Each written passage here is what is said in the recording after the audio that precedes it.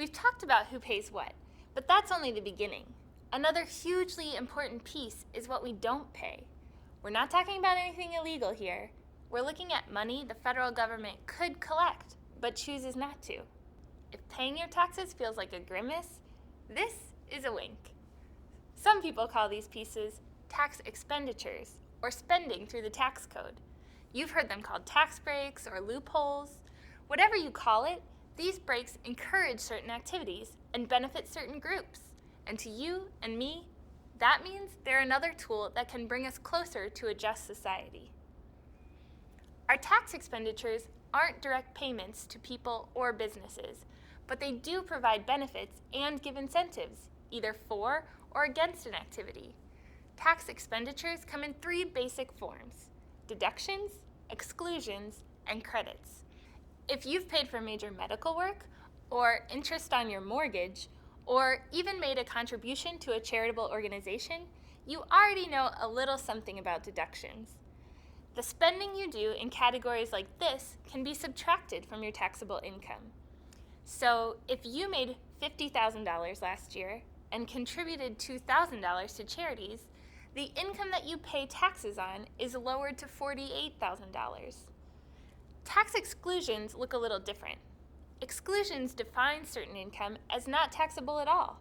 So if you receive child support, or proceeds from a life insurance plan, or benefits from the Department of Veterans Affairs, that income is not added to your taxable income.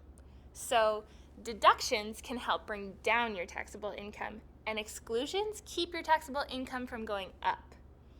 Finally, there are tax credits.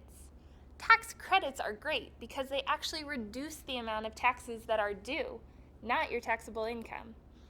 You earn the credit by your own expenditures or activities. For example, if you're the main caregiver for a child, or paying tuition, or working but still considered low income, you might benefit from the child tax credit, the lifetime learning credit, or the earned income tax credit.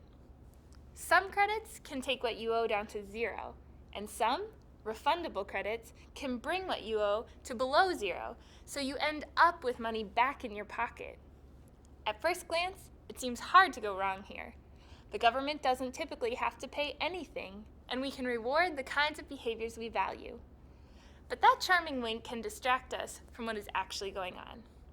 There is a lot of good happening here, especially with something like the Earned Income Tax Credit, which, it turns out, lifts more Americans out of poverty than any other program.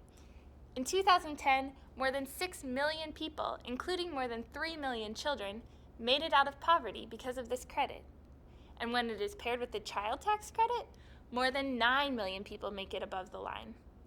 When people do get the refund, they spend it. And for every dollar spent on these credits, we see $1.26 of economic growth. What's even more exciting is that the income growth most people experience means that they only collect the EITC for 1 or 2 years.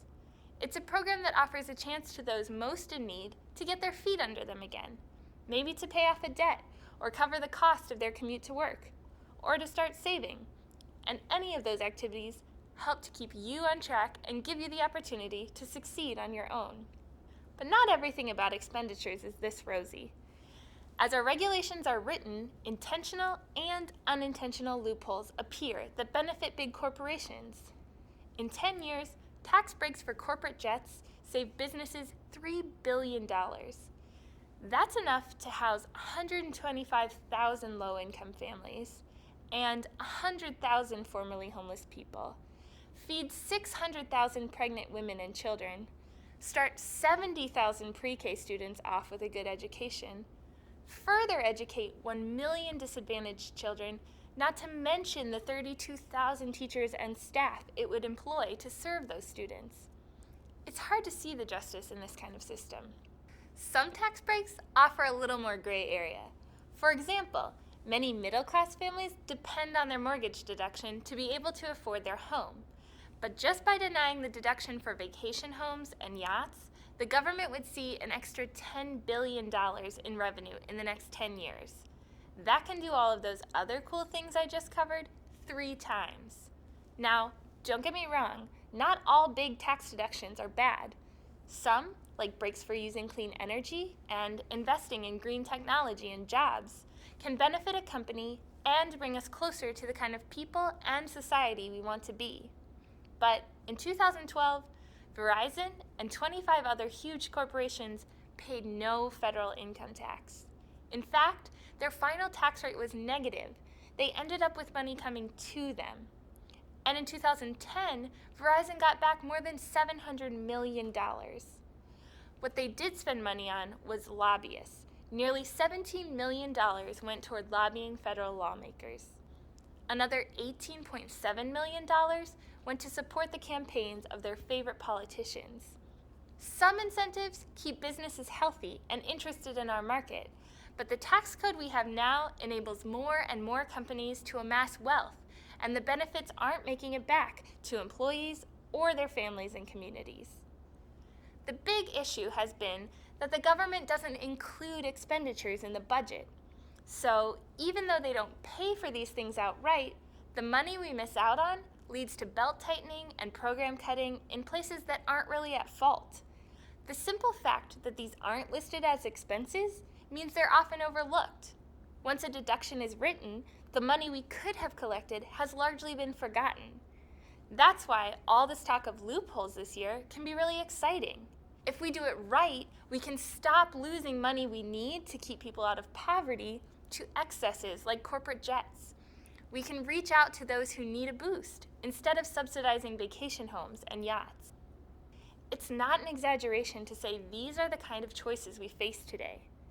We wrote these systems before, and it's time to write them again.